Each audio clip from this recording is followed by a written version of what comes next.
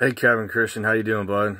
Yeah, man. This is Mike Barker here from St. Louis, Missouri. So it's been about 2 years now as far as me being targeted. I've got a lot of good resources, a lot of books, a lot of stuff I looked up online just relentlessly. It's pretty ridiculous how much stuff I know about, and you as well, obviously, and these other TIs and such. So yeah, man. Definitely got hit with the voice to skull, the remote neural monitoring, the dreams they get in there. I've had dream logs from years ago that they knew about. I don't know how they knew that. I don't know if I was monitored at the time. They didn't say anything with the V2K. Then they come back with the voice to skull. Now, with the remote neural monitoring, I was bad for a while. They were following me everywhere. The voices were following me everywhere I went. I learned that from a website called Lone Star Consulting, Inc., that actually, and the guy, John Williams, the I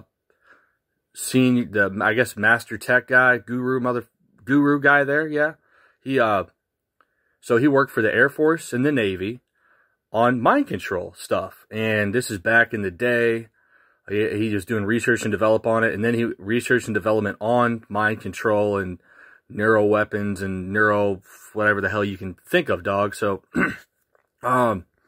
yeah, man. And then after that, he went to Lockheed Martin, and then he was a senior electronics engineer up there. So if that tells you anything, plus the fact that he worked, like, in isolation, like a classified top secret type shit, which is obviously a lot of the tech that we're dealing with. But, yeah, man, the whole, like, they can see through your eyes, yeah, they've told me that. And I'm like, what the hell do they mean by I can see through you? And then I thought, they mean they can see through my fucking eyes.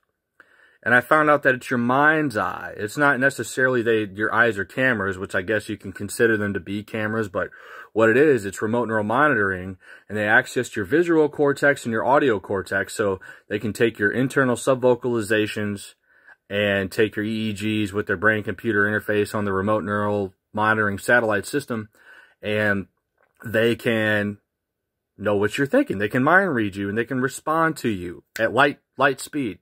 Speed of light, man. As you very well know, and all these other TIs and targeted people know.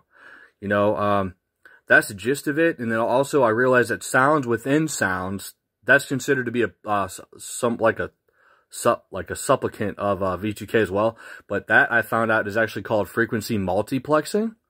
So what they can do is they can do it on your power lines, your electric lines back in your backyard.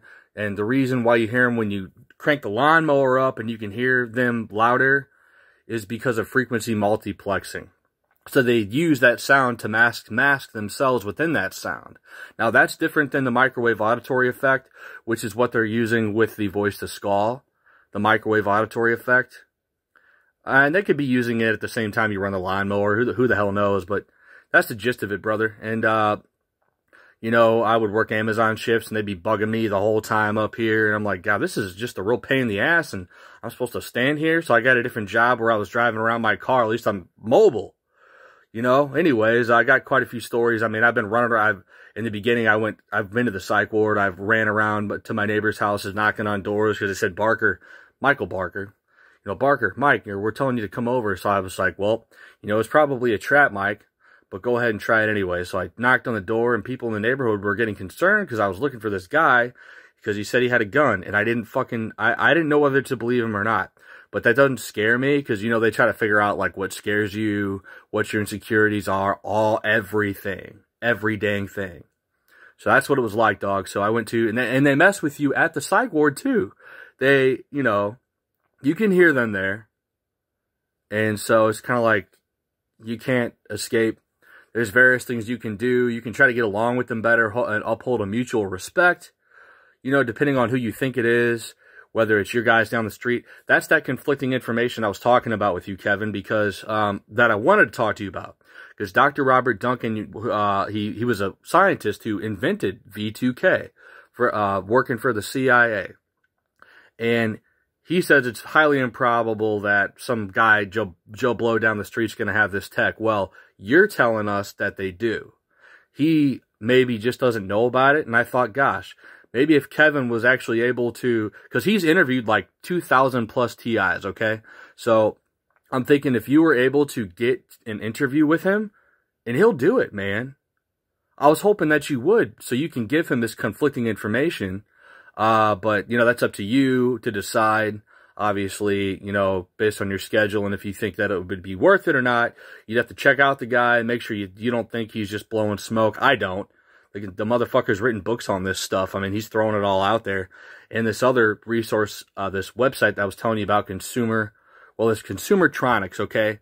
And then there's Lone Star Consulting, Inc. The same guy does some of the same stuff, but the education on mind control, if you want to get that, you can get those books from consumertronics.net. And then you can go over to Lone Star Consulting,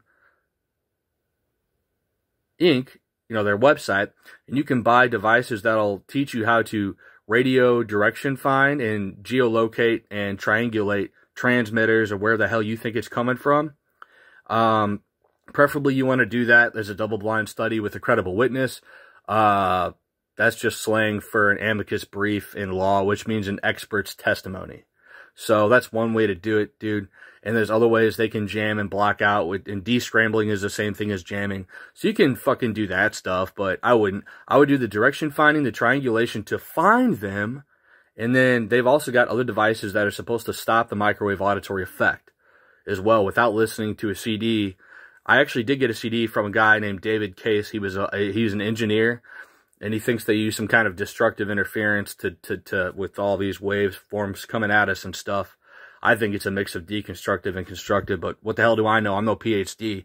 I got a business degree, but I'm working on electrical engineering and probably computer programming, bro.